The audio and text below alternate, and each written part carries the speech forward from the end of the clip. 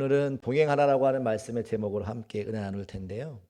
최근 몇 년간 우리 대한민국에 걷는 운동이 굉장히 많이 활성화가 됐습니다. 많은 성도님들이 걷기 시작하셨습니다. 그래서 어떻게 그렇게 걷는 운동이 한국에 유행하게 되었는가를 따져보니까 산티아고 순례길을 걷는 것으로부터 시작이 됐더라는 거예요. 우리 교회에도 서명숙 권사님이 계신데 다른 분입니다. 다른 서명숙 씨가 그 제주도에 올레길을 만들기 시작했는데 2006년에 산티아고 순례길을 다녀온 다음에 제주도에 올레길을 만들었습니다. 그 이후에 제주도 올레길을 만든 다음에 걷기 열풍이 대한민국에 시작돼서 만들어진 그 걷기 코스가 약 500개가 넘는다 그래요. 그래서 북한산 둘레길, 한양 도성길, 해파랑길, 지리산 둘레길, 금강 소나무길, 소백산 자락길 등등등 아마 제가 말씀드린 곳을 다녀온 분도 계실 텐데 그렇게 걷는 것이 인기를 얻게 되었습니다. 근데 그 산티아고 순례길이 프랑스의 남쪽 생장 피에드 포르라고 하는 것을 출발해서 그 피레네 산맥을 넘어가지고 스페인의 북서쪽 산티아고까지 가는 800km의 길을 걸어가는 거예요. 하루에 27km만 걸으면 한 달이면 그 길을 갈 수가 있어서 많은 순례객들이 그 길을 걷는다고 합니다. 근데 원래 그 길은 어떻게 연유가 되었냐고 하면 예수님의 제자 야고보가 하나님의 복음을 들고 복음을 증거하기 위해서 걸었던 길을 그 산티아고 순례길을 만드는 거죠. 그래서 산티아라고 하는 말은 성 야고보 순례길이라고 하는 의미가 담겨져 있어요.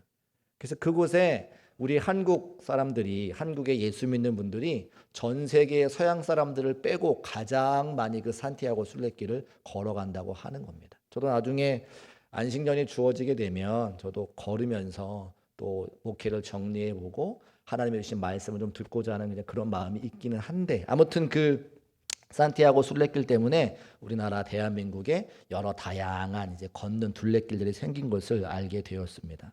사람들이 왜 걸을까요? 걸으면서 일상생활에서 소원해진 관계를 회복하는 그런 힘이 있기 때문에 사람들이 걷는 겁니다. 무슨 말이냐면 여러분 걸어보신 분은 아실 텐데 걸을 때 그냥 걷지 않고 대화를 하면서 걷습니다. 혼자 걸을 때도 나 자신에게 이야기를 하면서 걸어요. 여러 가지 힘든 일이 있을 때 힘들었지. 그때 이런 사건이 있었는데 그때 마음을 어땠는가? 자기 자신에게 대화를 하면서 걷기 시작하죠. 그러면 어느 순간 나도 알지 못하게 그 마음에 스스로 대화하는 과정들을 통해서 회복과 치유가 일어나는 것을 발견하게 됩니다. 또 누군가와 함께 걸을 때 함께 걸어온 시간들이나 함께 걸어온 많은 경험들을 통해서 상대방을 더 많이 이해할 수 있는 시간들이 되어지죠.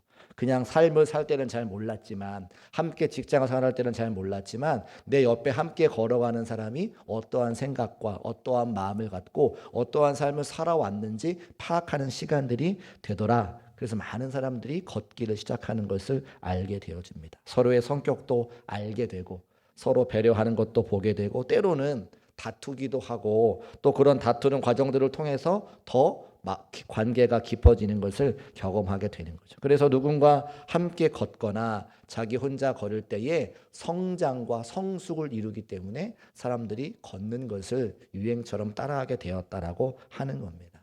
저는 목사로서 신앙생활을 표현할 때 여러 가지 표현의 방법이 많이 있겠지만 오늘 주제가 동행하라 또 걷는 이야기를 했으니까 신앙생활은 결국 뭐냐면 하나님과 함께 걷는 것이라고 말할 수 있을 것 같아요.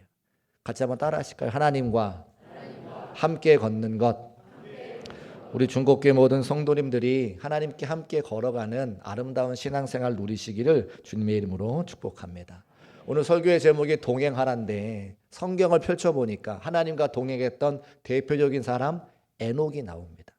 그 에녹이 하나님과 동행했는데 어떻게 하나님과 동행했는가? 성경의 단서를 딱 찾아보니까 유일한 말이 하나님과 동행이라는 거예요. 그가 한 번도 죽음을 경험하지 않고 하늘로 들려 올라갔는데 그 비결이 뭐냐? 하나님과 동행했기 때문이다 이렇게 기록하고 있는 겁니다.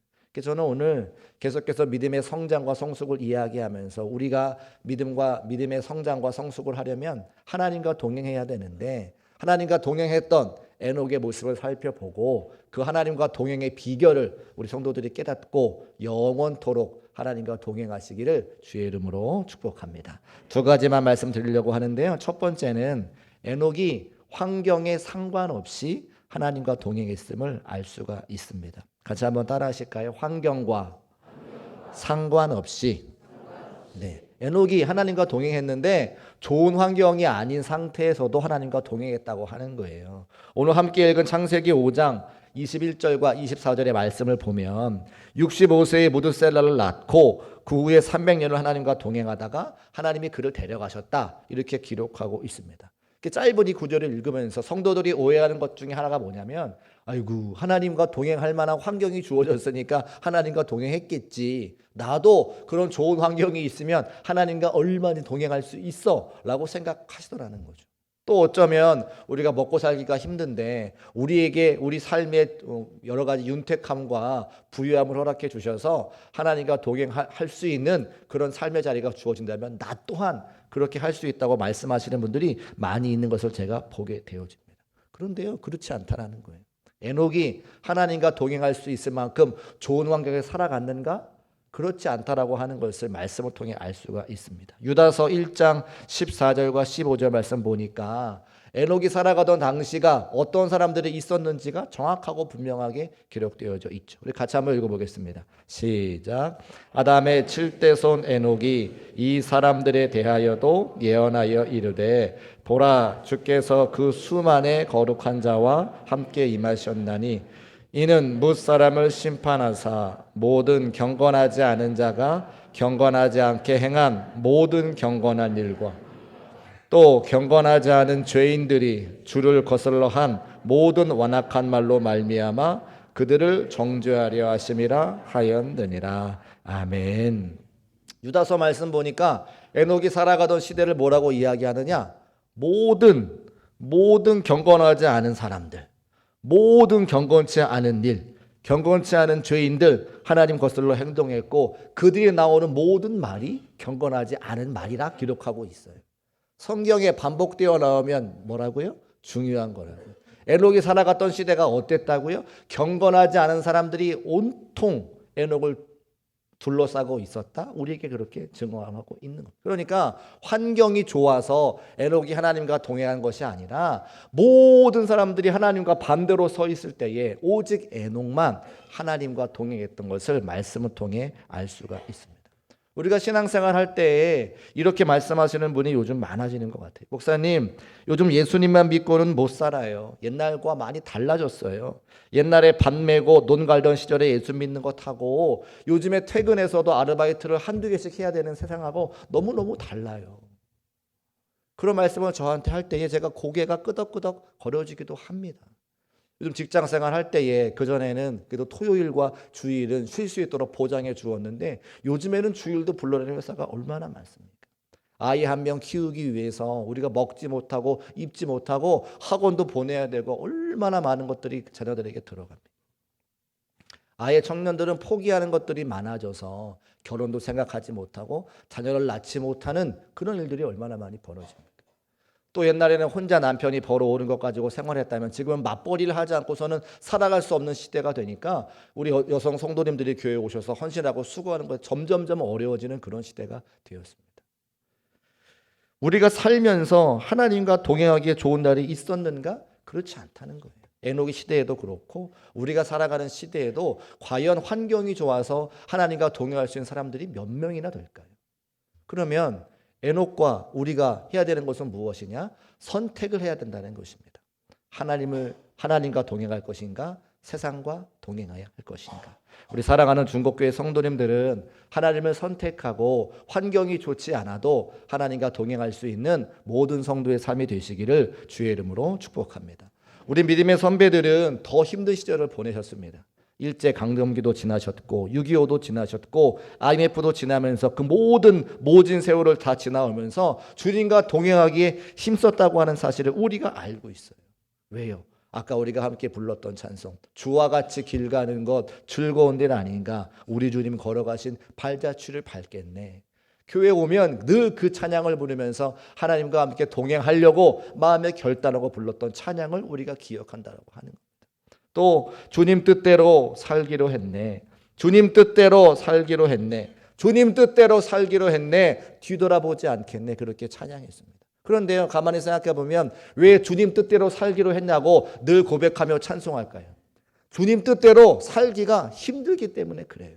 세상에서 온갖 어려운 것 때문에, 먹고 사는 문제 때문에 하나님과 동행하기가 힘들고 어려우니까 교회에 와서 주님 뜻대로 살기로 했다라고 스스로 고백하고 다짐하며 세상으로 돌아갔던 우리의 믿음의 선배들의 그 고백을 알 수 있다고 하는 겁니다. 사랑하는 여러분, 에녹이 좋은 날을 만났기에 하나님과 365년 동안 동행한 것이 아닙니다. 하나님 믿는 것 힘들고 어려웠지만 하나님을 선택하고 세상을 선택하지 아니하고 하나님을 선택했기 때문에 에녹이 동행한 것을 꼭 기억하시고, 우리 중국교회 모든 성도들도 세상을 선택하지 말고 하나님을 선택하고 하나님과 동행할 수 있는 우리 모두가 되시기를 주의 이름으로 축복합니다. 걷는 이야기로 말씀을 시작했으니까, 제가 걷는 분들 보면, 산에 가시는 분들을 보면 환경 따라서 산에 가시는 게 아니라는 것을 알게 됩니다. 날씨를 따지지 않더라고요. 눈이 오면 눈이 온다고 산에 가시는 분들이 계세요. 제가 여쭤봤어요. 눈이 이렇게 오는데 왜 산에 가세요? 눈이 오면 눈 오는 대청봉이 궁금해서 설악산에 갑니다. 비가 오면 비에 젖은 단풍님이 궁금해서 내장산을 갑니다. 철쭉이 필 때면 그 철쭉이 궁금해서 지리산에 오릅니다.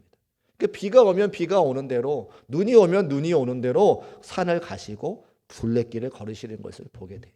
신앙생활도 이와 똑같습니다. 비가 오면 비를 맞으면서, 눈이 오면 눈이 머리에 쌓이면서, 서리가 치면 그 서리를 걷어내면서 하나님과 동행하는 것이 신앙생활인 거예요. 여러분의 삶의 자리마다 환경 탓하지 말고 우리가 결단하고 선택하여 영원토록 하나님과 동행할 수 있는 우리 모두가 되시기를 주의 이름으로 축복합니다. 두 번째는, 에녹은 하나님을 기쁘시게 하며 동행했는데, 우리 같이 한번 따라 하시겠습니다. 하나님을 기쁘시게. 그렇습니다. 하나님을 기쁘게 하면서 하나님과 동행했다고 하는 거죠. 함께 길을 걸어도 걷는 내내 싸우는 사람들이 있어요. 제가 산티아고 순례길을 걷고 싶어서 여러 가지 동영상을 보다가 어떤 딸과 어떤 어머니가 한 달 내내 그 산티아고 순례길을 걸은 다음에 인터뷰를 한 영상을 제가 보게 됐습니다. 어머니가 이야기해요. 딸하고 한 달 내내 산티아고 순례길을 걸었는데 한 달 내내 싸웠다는 거예요.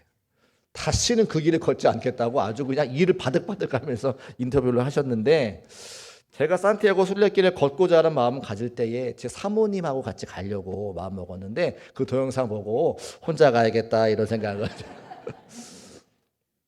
걷는 것도요, 마음이 맞는 사람과 함께 가야 행복한 거지, 걸을 때 계속 싸우면 그게 뭐가 의미가 있겠습니까?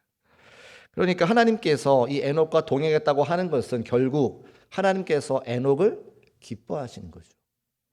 그 길이 기쁘지 않았으면 하나님도 에녹과 함께 그 길을 걸어가지 않으셨을 겁니다. 우리도 하나님이 우리와 함께 우리의 인생길을 걸어가길 원하시는데, 모든 성도들이 하나님과 함께 삶을 살기를 원하는데, 우리는 하나님과 함께하면 너무나 좋겠지만 하나님의 입장에서 하나님이 우리와 함께 하시는 것을 과연 좋아하실까? 한번 질문해 봐야 된다는 거예요. 사랑하는 중국교회 성도 여러분, 하나님께서 여러분과 함께 하시는 것을 기뻐하시기를 주의 이름으로 축복합니다. 하나님께 여쭤봐야 되겠지만 말이죠. 그런데 에녹이 하나님의 기쁨되는 것이 어떤 연유였는지 말씀에 분명하게 기록되어져 있어요. 히브리서 11장 5절 말씀 우리 같이 한번 읽어보겠습니다. 시작. 믿음으로 에녹은 죽음을 보지 않고 옮겨졌으니 하나님이 그를 옮기심으로 다시 보이지 아니하였느니라. 그는 옮겨지기 전에 하나님을 기쁘시게 하는 자라 하는 증거를 받았느니라. 아멘. 분명히 기록하고 있는 것은 하나님을 기쁘시게 하는 자라 증거가 있다는 거예요. 에녹을 죽음도 보지 않고 하늘나라에 올리시고 하나님께서 에녹과 동행했다는 것은 그가 하나님을 기쁘시게 하는 자였기 때문이라고 분명히 기록하고 있죠. 그러면 에녹의 무엇이 하나님을 기쁘시게 했는가? 저는 그게 궁금하더라는 거예요. 저도 하나님을 기쁘게 해서 하나님이 저와 함께 걸어가시는 그 길을 기쁘고 좋다 말씀하시는 그 하나님을 되기를 원하는데, 에녹은 도대체 무엇 때문에 그 하나님의 기쁨 되었을까? 제가 그게 궁금하더라는 겁니다. 놀라운 사실은 그 아래에 있는 히브리서 11장 6절 말씀에 그 에녹의 비결이 나와 있다는 거예요. 같이 한번 읽어볼까요? 시작. 믿음이 없이는 하나님을 기쁘시게 하지 못하나니 하나님께 나아가는 자는 반드시 그가 계신 것과 또한 그가 자기를 찾는 자들에게 상 주시는 이심을 믿어야 할지니라. 아멘. 히브리서 11장 6절 말씀 많은 성도님들이 알고 계시는 말씀인데 이 말씀이 에녹과 연관이 있는 것이라고는 잘 모르세요. 에녹이 하나님의 기쁨 되었는데 그 하나님의 기쁨의 근원이 뭐냐, 원천이 뭐냐, 이 히브리서 11장 6절 말씀에 정확히 기록하고 있죠. 두 가지입니다. 첫 번째는 하나님이 계신 것을 믿는 믿음이 하나님의 기쁨 되었다. 하나님이 나에게 상 주시는 분이신 것을 믿은 것이 기쁨 되었다 말씀하고 있는 거예요. 오늘 저는 이 두 가지 말씀드리고 말씀 마치려고 하는데 에녹이 하나님의 기쁨 된 것은 두 가지를 믿는 것 때문에 기쁨 되었다고 말씀합니다. 첫 번째, 반드시 그가 계신 것을 믿었다라고 기록하고 있어요. 에녹은 하나님이 언제 어디서나 나와 함께 하심을 믿었기 때문에 하나님의 기쁨 되었다라고 말씀하고 있어요. 구약 성경에 아브라함 나오잖아요. 아브라함은 믿음의 조상이기는 한데 이스라엘을 시작한 사람이 누구냐면 야곱입니다. 야곱. 아브라함은 믿음의 조상이고 이스라엘의 시작은 야곱부터 시작하죠. 왜요? 야곱의 12아들이 이스라엘의 12지파가 되었기 때문에 그렇습니다. 그런데 야곱은 우리가 아는 바와 같이 그는 의인도 아니고요. 형의 축복권을 팥죽 한 그릇에 뺏은 사람이고 외삼촌 라반의 것도 뺏은 사람입니다. 평생 다른 사람 것을 가져온 사람이 바로 야곱. 근데 왜 그가 이스라엘의 시작이 되었을까? 노아처럼 그 시대에 가장 의로운 사람도 아니었고 아브라함처럼 하나님의 부르심에 고향과 친척과 아버지의 집을 떠나 사람도 아니었고 이삭처럼 자기 자신을 번제물로 드린 순종의 사람도 아니었다는 거죠. 모세처럼 시대적인 상황에 여러 가지 사명을 붙잡고 이스라엘 백성들을 출애굽시킨 그런 지도자도 아니었다고 하는 거예요. 근데 하나님께서 그를 야곱을 왜 이스라엘의 시작으로 만드셨는가? 야곱의 위대한 점이 한 가지가 있다라면 그 야곱이 하나님이 나와 함께 하심을 맨 먼저 고백했던 사람이기 때문에 그래요. 언제 어디서나 지금 여기서 나와 함께 하시는 그 하나님을 맨 처음 고백했던 사람이 바로 야곱이라는 거죠. 야곱은 인생에서 두 가지 큰 위험이 있는데 다 형 때문에 생긴 일입니다. 형의 장자의 축복권을 팥죽 한 그릇에 뺏은 다음에 형이 동생을 죽이겠다고 막 날뛰니까 어머니가 외삼촌 라반의 집으로 도망가게 하잖아요. 그 광야에서 밤을 맞이해서 혼자 외롭게 잠을 청할 때에 그가 혼자 광야에 있는 것도 외로웠지만 앞으로 자기의 인생이 어떻게 될지 알 수 없으니 두려움 가운데 잠을 잡니다. 그때 하나님께서 사닥다리를 타고 내려오셔서 내가 너를 지켜주겠다. 내가 너를 이 고향으로 돌아오겠다 말씀하시죠. 그리고 나서 야곱이 뭐라고 이야기를 하냐면 예 하나님 감사합니다. 꼭 그렇게 해주세요라고 말한 것이 아니라 창세기 28장 16절 말씀에 이렇게 기록하고 있어요. 같이 읽어볼까요? 시작. 야곱이 잠이 깨어 이르되 여호와께서 과연 여기 계시거늘 내가 알지 못하여도. 하나님의 나와 함께 하심을 지금까지는 몰랐는데 하나님이 나와 함께 하심을 내가 이제 알겠노라고 맨 처음 고백했던 사람이 바로 야곱이라는 거예요. 그 야곱의 고백을 하나님께서 기뻐하셨기 때문에 그가 그로부터 이스라엘이 시작되게 하셨습니다. 하나님은 나와 함께 하시는데 그 나와 함께 하심을 고백하는 것을 기뻐하신다는 거예요. 두 번째 위기는 또 형을 만날 때인데 이제 외삼촌 라반의 집에서 여러 가지 거부가 되어가지고 형을 만나야 돼요. 형과 화해를 해야 됩니다. 그런데 꾀를 부려서 아내를 앞장 세우고 자녀들을 앞장 세우고 또 벌어온 재산들을 앞장 세워서 형이 이것들을 받으면서 자기를 좀 살려주기를 원하고 자기는 야복강 뒤에 숨어가지고 쳐다보고 있는 거예요. 또 그때 하나님께서 천사들을 보내주셔가지고 야곱의 환도뼈를 치게 하시죠. 쩔뚝쩔뚝 거리게 만드십니다. 그때도 하나님께서 그를 만나주시는데 야곱이 뭐라 고백하느냐? 창세기 32장 30절 말씀에 그러므로 야곱이 그곳 이름을 브니엘이라 하였으니 그가 이르기를 내가 하나님과 대면하여 보았으나 내 생명이 보존되었다 함이니라. 하나님을 보면 다 죽는 줄 알고 있던 그 시대에 야곱이 그 하나님 보고도 살았다고 이야기를 하는 거죠. 하나님을 대면하여 볼 수 있는 건 그 야곱과 늘 함께 하신 하나님이 계셨기 때문에 그를 볼 수 있는 거예요. 그 야곱은 그의 위대한 점이 무엇이냐면 하나님이 나와 함께 하심을 보고 그 하나님이 함께 하심에 감사했던 최초의 사람이 바로 야곱이라고 하는 겁니다. 사랑하는 여러분, 지금 이 순간에도 지금 이 자리에서 여러분과 함께 하심을 그 하나님을 함께 하신 하나님을 믿음으로 고백하시기를 주의 이름으로 축복합니다. 우리가 낙심할 때나 우리가 절망할 때나 우리가 눈물 흘릴 때나 우리가 기뻐할 때 하나님은 우리와 늘 함께 하시죠. 사람들은 눈에 보이지 않으면 안 계신다고 생각하지만 아니요. 하나님은 언제라도 우리와 함께 하시고 그 함께 하심을 믿는 믿음이 우리 하나님을 기쁘시게 한다 말씀하고 있어요. 우리가 오늘 함께 하나님이 나와 함께 하심을 믿기 때문에 예배하는 줄로 믿습니다. 사랑하는 여러분의 그 믿음이 하나님을 기쁘시게 하고 하나님과 영원토록 동행할 수 있는 참된 비결 되시기를 주의 이름으로 축복합니다. 두 번째는 어떤 믿음이 하나님의 기쁨 되었느냐? 하나님께서 자기에게 상 주시는 이심을 믿는 믿음이 하나님의 기쁨 되었다 이야기합니다. 에녹이 하나님과 동행하면 하나님께서 자기에게 상 주실 것을 알았던 거죠.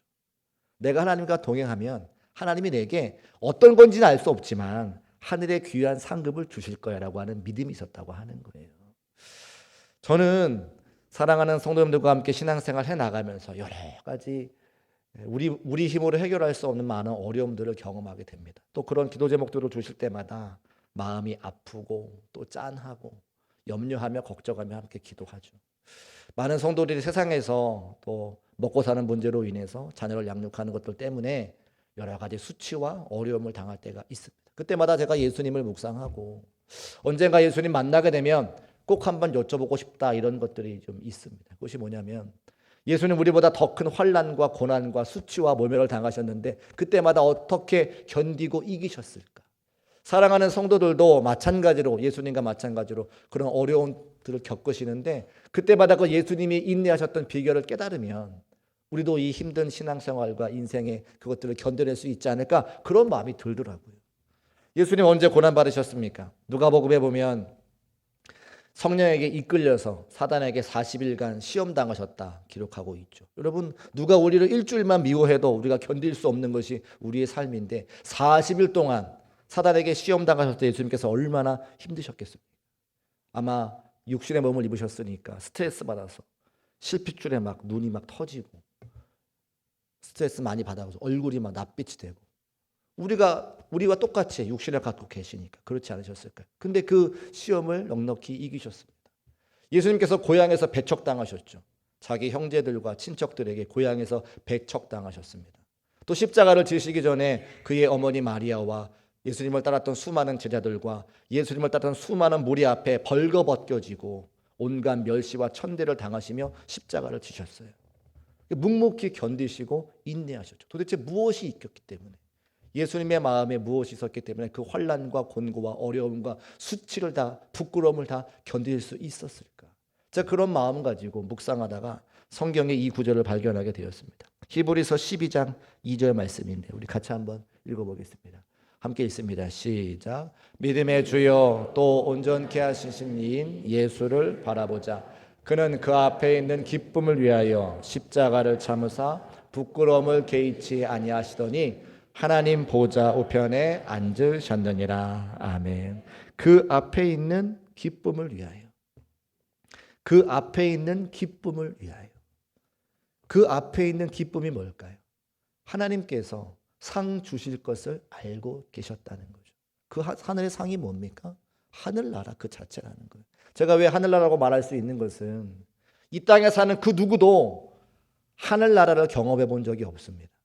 무슨 말입니까? 우리가 태어나서 신앙생활 하다가 하나님께서 부르시면 천국에 갈 때 그때 하늘나라를 경험하겠죠. 그런데 이 땅에서 육신의 몸을 입고 태어난 사람 중에 단 한 사람 오직 예수님만 어디를 경험하셨어요? 하늘나라를 경험하셨어요. 왜요? 하늘 보좌 하나님 우편에 살고 계시다가 육신의 몸을 입고 이 땅에 오신 성육신하신 하나님이시기 때문에 오직 예수님만 하늘의 상급이 무엇인지 알고 계시는 거죠. 그래서 이 땅에 그 어떤 수치와 모멸과 부끄러움을 당한다 할지라도 그것보다 하늘의 상급이 훨씬 클 것을 알고 계시는 유일한 분 예수 그리스도. 그래서 그 예수님께서 그 앞에 있는 기쁨이 있는 것을 알기 때문에 십자가를 참으시고 부끄러움을 개의치 않으실 수 있었다는 것을 말씀을 통해 알게 되었습니다. 하늘의 상급이 무엇인지 알면 우리가 견딜 수 있다는 거예요. 하늘의 상급을 우리에게 주시는 분이 하나님인 것을 알면 우리가 하나님의 기쁨 될 수 있다는 거예요. 사랑하는 성도 여러분, 우리는 이 땅 가운데 삶으로 끝나는 사람들이 아니라 하늘나라에서 우리에게 상급을 주시고자 준비하고 계시는, 예비하고 계시는 그 하나님이 우리의 아버지가 되심을 고백하는 사랑하는 성도의 삶이 되시기를 주의 이름으로 축복합니다. 하늘나라의 상급이 예비되어져 있어요. 그 상 주실 분이 우리 하나님 아버지인 것을 알면 그 믿음 가지고 하나님을 기쁘시게 할 수 있다는 겁니다. 말씀을 정리하겠습니다. 에녹은 하나님과 동행했던 사람입니다. 그는 모든 사람이 경험해야 되는 죽음을 경험하지 않고 하늘로 올림받았습니다. 왜요? 하나님의 기쁨 되었기 때문에. 그에게는 두 가지 믿음이 있어서 하나님의 기쁨 되었습니다. 하나님이 우리와 함께 하시는 분이시구나. 하나님이 나에게 상 주실 분이시구나. 그 믿음 때문에 에녹은 하나님의 기쁨 되고 하나님과 동행하는 삶을 살았습니다. 우리 사랑하는 중국교회 모든 성도님들의 삶의 자리에 이 두 가지 믿음이 있으시기를 주의 이름으로 축복합니다. 우리가 어디에서 무엇하든지 간에 하나님은 나와 함께하고 계시고, 내가 이 땅에서 하나님을 위해 시간을 드리고 물질을 드리고 헌신하면 나에게 상 주실 분이신 것을 믿음으로 고백하는 것이 하나님의 기쁨 된다 말씀하고 있어요. 이 두 가지 믿음을 가지고 하나님의 기쁨 되어 하나님과 영원토록 동행할 수 있는 우리 모두가 되시기를 주의 이름으로 축복합니다. 우리 모두 자리에서 일어나셔서 결단 찬송하시고 함께 결단하며 기도하겠습니다.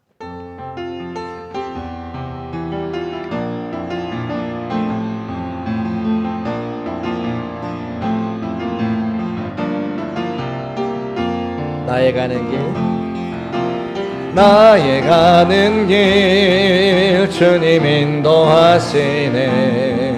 그는 보이지 않아도 날 위해 일하시네. 주 나의 인도자 항상 함께 하시네. 사랑과 힘 베푸시며 인도하시네. 다시 한번 찬송합시다. 나의 가는 길, 나의 가는 길 주님 인도하시네. 그는 보이지 않아도 날 위해 일하시네. 주 나의 인도자 항상 함께 하시네. 사랑과 힘 베푸시며 인도하시네.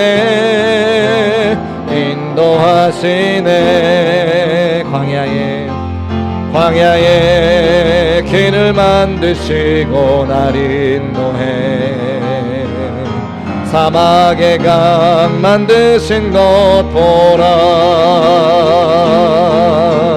하늘과 땅 변해도 주의 말씀 영원히 내 삶 속에 새 일을 행하리. 나의 가는 길 주님 인도하시네. 그는 보이지 않아도 날 위해 일하시네. 주 나의 인도자 항상 함께 하시네. 사랑과 힘 베푸시며 인도하시네.